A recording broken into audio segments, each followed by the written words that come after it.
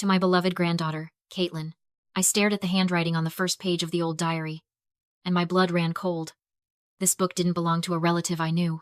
It belonged to Arthur, the neighbor my parents had spent 20 years teaching me to fear.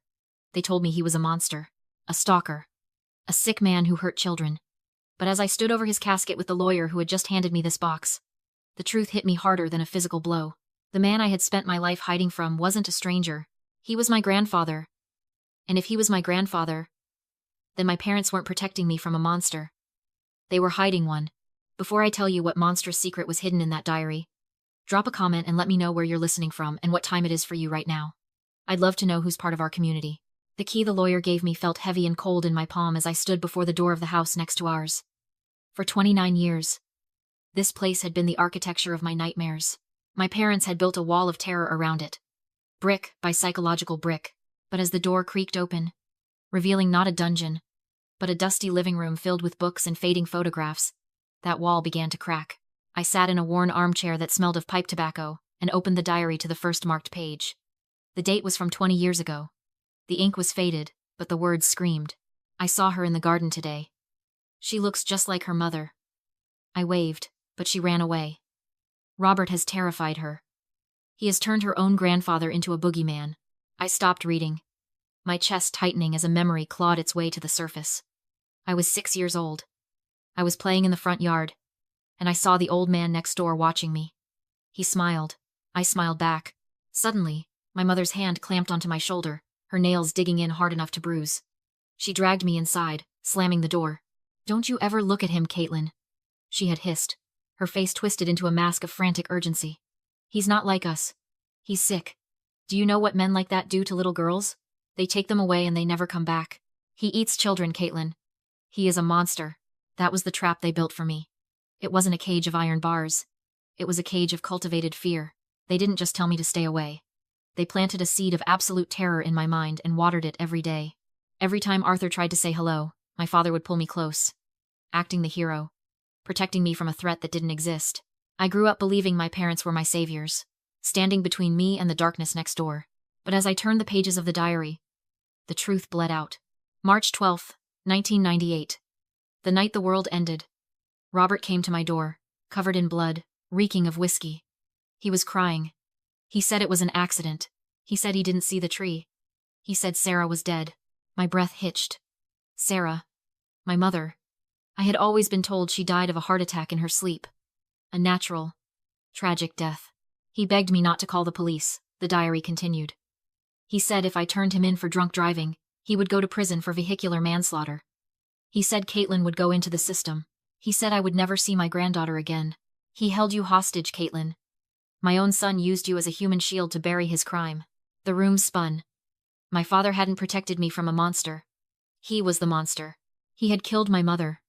And then he had blackmailed his own father into silence, forcing Arthur to live next door as a pariah, paying my parents hush money, disguised as rent, just for the privilege of watching me grow up through a window. They had stolen my mother. They had stolen my grandfather. And they had stolen my reality. I closed the book. The fear that had ruled my life for 3 decades evaporated, replaced by something colder, sharper, and infinitely more dangerous. I didn't need to cry. I needed to plan. I didn't scream. I didn't throw the diary against the wall, or collapse in a heap of tears. In my line of work, you don't panic when you find rot beneath the varnish of a priceless painting. You get quiet. You assess the structural damage. And then you reach for your scalpel. For 29 years, my parents had painted a masterpiece of lies over the canvas of my life. They had crafted a portrait of a loving family, protecting their daughter from a deranged neighbor. Now, I was going to strip away the paint, layer by layer, until the ugly truth was exposed for the world to see. I pulled my phone from my pocket and dialed the number written on the last page of the diary. It was labeled simply, Miller. "Detective Miller." A gravelly voice answered on the second ring. "This is Caitlin," I said, my voice steady cold. "Arthur's granddaughter." There was a long silence on the line, heavy with years of waiting. "He told me you might call one day," Miller said finally. "I'm sorry about your grandfather. He was a good man in a bad situation." "He says in the book that you knew," I said. "He says you knew about my mother." "We suspected," Miller corrected. "Arthur came to me 10 years ago. He wanted to turn your father in, but without physical evidence, without the car, without a body, Without a confession, it was just the word of an old man against a grieving widower. Your father played the part of the victim perfectly. He threatened to sue the department for harassment. He threatened to take you away so Arthur would never see you again. That was the checkmate. Arthur backed down to keep you close. The evidence is still here, I said, looking around the dusty room. Arthur didn't destroy it. He hid it. If we just find it, your father will claim Arthur planted it, Miller warned. A defense attorney will tear that apart in court. We need more, Caitlin. We need him to implicate himself. We need him to say it. I looked down at the floorboards. I thought about the greedy, desperate phone calls I'd ignored from my parents over the last week. They weren't grieving Arthur. They were grieving the loss of their rent checks. They were panicked about the money stopping. My parents were monsters, yes, but they were predictable monsters. Their wickedness was fueled by a singular consuming engine. Greed. I know how to get him to say it, I told Miller. I'm not going to look for the evidence, I said, watching a spider weave a web in the corner of the ceiling. I'm going to make them dig it up for me. I hung up the phone. The fear that had defined my childhood was gone, replaced by a clinical, razor-sharp clarity. My father thought he was the predator, the one who controlled the narrative. He didn't realize that the terrified little girl he raised had grown up to be an expert in uncovering hidden things. I wasn't the victim anymore. I was the trap maker. I drove to my parents' house 2 days later. The lawn was perfectly manicured. The shutters painted a welcoming blue. It was the same facade of suburban perfection they had maintained while blackmailing a grieving old man next door. When I walked in, the air wasn't heavy with mourning. It was thick with panic. My father, Robert, was pacing the living room, a tumbler of scotch in his hand even though it was barely noon. My mother, Deborah, was sitting at the kitchen table, surrounded by bills that I knew, thanks to the diary, had been paid for decades by Arthur's rent. You're finally here, my father snapped, not looking at me. Did you get the keys? Did the lawyer say anything about the estate? He didn't ask how I was. He didn't ask about the funeral. He didn't even pretend to be sad that his own father was dead. He was just a parasite realizing its host had withered away. I got the keys, I said, keeping my voice soft, hesitant. The voice of the scared little girl they thought they still owned. But Dad, I found something else. My mother looked up, her eyes sharp. What? I pulled a folded piece of paper from my pocket. It was a forgery I'd spent 3 hours perfecting the night before, mimicking Arthur's shaky handwriting from the diary. There was a letter inside the box the lawyer gave me. I lied. It talks about money. A lot of it. My father stopped pacing. The ice in his glass clinked loudly in the sudden silence. What money? Arthur says here that he didn't trust banks, I said, looking down at the paper as if I were struggling to understand it. He says he kept the insurance payout from the accident. I looked up, meeting my father's eyes. He says there is $650,000 in cash and bearer bonds hidden in a lockbox under the floorboards of the crawl space. The transformation was instantaneous and grotesque. The tension in my father's shoulders didn't relax. It coiled into a different kind of energy. Greed. Pure, predatory greed. 600,000? He whispered. 50, I corrected. $650,000. My mother stood up, her chair scraping violently against the floor. That's our money, she hissed. He owed us that, for all the trouble he caused, for the harassment, for making us live next to a monster. I watched them, feeling a cold detachment. They weren't talking about a monster. They were the monsters. They had bled my grandfather dry for 25 years, and now they were ready to pick the meat from his bones. I don't know what to do, I said, feigning anxiety. The letter says the key is hidden in the house, but I'm scared to go down there alone. You know how creepy that basement is. Give me the letter, my father demanded, snatching it from my hand. He scanned it, his eyes darting back and forth, devouring the lie. We're going over there. Now, Robert, it's broad daylight, my mother warned, glancing at the window. People will see. I don't care who sees, he shouted, grabbing his coat. That money belongs to this family. It's my inheritance.